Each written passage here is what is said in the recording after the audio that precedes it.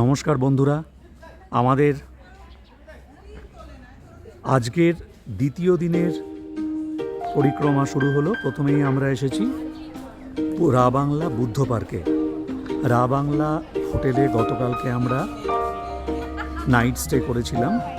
আজ সকালে আমাদের দ্বিতীয় দিনের পর্যটনে প্রথম স্পট রা বাংলা বুদ্ধ পার্ক। এবার আমরা এগিয়ে যাচ্ছি। পার্কিং লটে গাড়ি দিয়ে পার্কিং ফি পে করে এবার এন্ট্রি টিকিট কেটে এবারে আমরা ভেতরে ঢুকব। চলুন।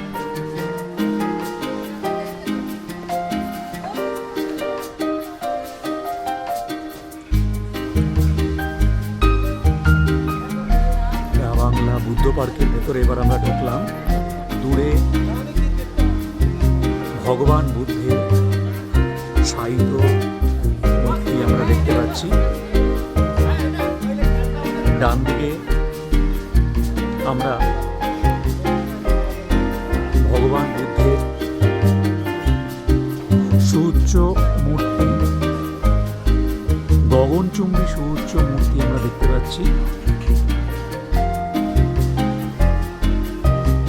তার পাশে সম্ভবত স্কুল, নিচে বাগান, গার্ডেন। ভগবান বুদ্ধের মূর্তির সামনে আমরা দাঁড়িয়ে আছি।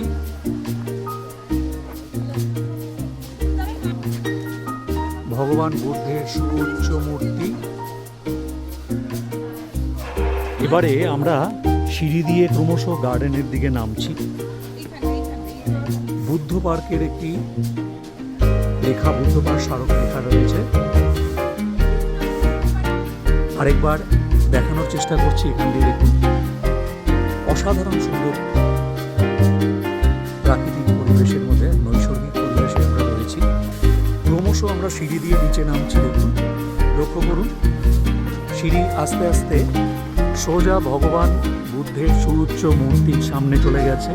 সিঁড়ি দিয়ে নেমে এই রাস্তা বরাবর ভগবান বুদ্ধের মূর্তির কাছে পর্যন্ত পৌঁছানো যাবে। ডান দিকে দেখুন ফোয়ারা। এগুলো নিশ্চয়ই সন্ধ্যেবেলায় খুব ভালো লাগে, কিন্তু এটা তো দিনের বেলায় তোলা হচ্ছে, ফলে সেই দেখানোর সুযোগটা আমাদের নেই।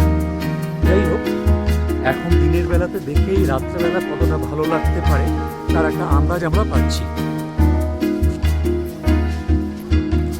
অনেক সিঁড়ি দেখুন আপনারা, প্রচুর সিঁড়ি। যারা একটু বয়স্ক মানুষ তাদের জন্য একটু অসুবিধা হওয়ার কথা। যাই হোক, শারীরিক অসুস্থতা না থাকলে অসুবিধা হওয়ার কথা নয়। আমরা দেখছি একদম উঁচুতে চলে এসেছি আমরা। কষ্ট হচ্ছে, এতগুলো সিঁড়ি দিয়ে এলাম তো, এর জন্য কষ্ট হচ্ছে। দেখুন, সামনেটা দেখানোর চেষ্টা করছি। অসাধারণ অসাধারণ এক মন্দির। এখানে না আসলে পরে সত্যি বলে বোঝাতে পারবো না, আসতে হবে এখানে। আমরা মন্দিরের ভেতরে প্রবেশ করলাম, দেখানোর চেষ্টা করছি।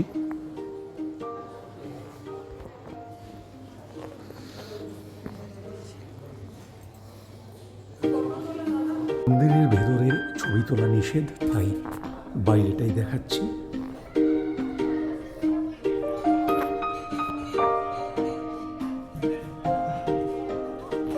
ভগবান বুদ্ধের বিভিন্ন ভঙ্গির অবয়ব মূর্তি।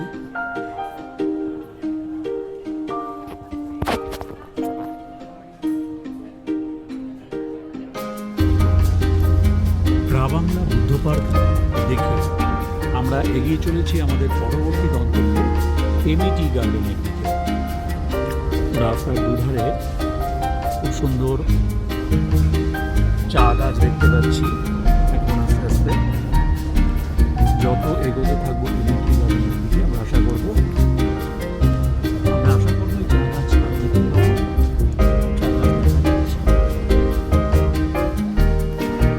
এই মুহূর্তে আমরা চলে এসেছি কেমিটি গার্ডেনে। কেমিটি গার্ডেনের গেটে আমরা এন্ট্রি ফি দিয়ে এবার আমরা কেমিটি গার্ডেনে প্রবেশ করছি। চলুন ভেতরে গিয়ে দেখা যাক। বেয়ে ওপর দিকে উঠছি।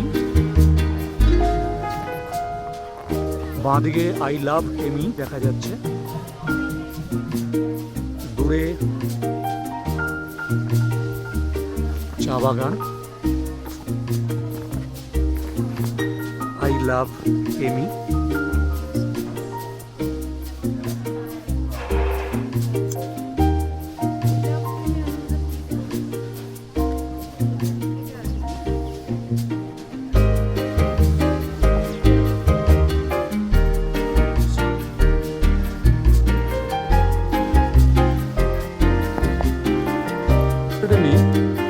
সমস্ত গাছগুলো না ছেটে দিয়েছে দেখছি,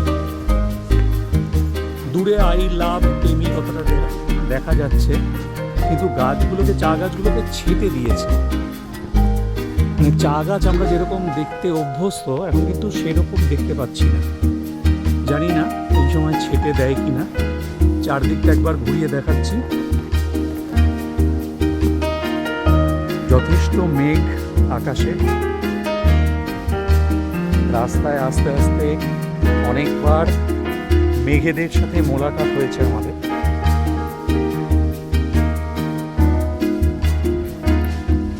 দূরে এইভাবে দেখানোর চেষ্টা করছি পাহাড়ের চা গাছের ঢালের পাশ দিয়ে এই যে রেলিং দেওয়া রাস্তা ক্রমশ উঠে যাচ্ছে উপরের দিকে।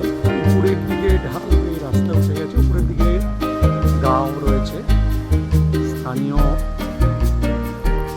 চা বাগানের শ্রমিকরা হয়তো থেকে ওদিকে আর যাওয়ার প্রয়োজন নেই। ক্রমশ আমরা এবার নিচের দিকে নামতে থাকবো। এরকম ঢাল সিঁড়ি রয়েছে, এই ঢাল সিঁড়ি বেয়ে আমরা নিচের দিকে নামতে থাকবো, যেখানে পার্কিং লটে আমাদের গাড়ি দাঁড়িয়ে আছে। একবার দূর থেকে ভিউটা আপনাদের দেখাচ্ছি। টেমি টি গার্ডেন যথেষ্ট পরিচিত নাম টেমি টি গার্ডেনের, কিন্তু খুব একটা আহামরি কিছু লাগলো না, খুব সত্যি কথা বলতে। কি হয়তো এখন চা গাছগুলো কেটে দিয়েছে বলে খুব একটা দর্শনীয় কিছু মনে হলো না। যাই হোক, এবার আমরা টেমি টি গার্ডেন ছেড়ে বেরিয়ে যাচ্ছি। টেমি চা বাগান থেকে বেরিয়ে এসে ঠিক উল্টো দিকেই টেমি টি ফ্যাক্টরি, এর গেটে আমরা দাঁড়িয়ে রয়েছে এই মুহূর্তে। ভেতরে যাওয়ার অনুমতি নেই, তাই গেটের সামনে দাঁড়িয়েই আমরা ভিডিওটা করছি। ভেতরে যাওয়ার অনুমতি নেই।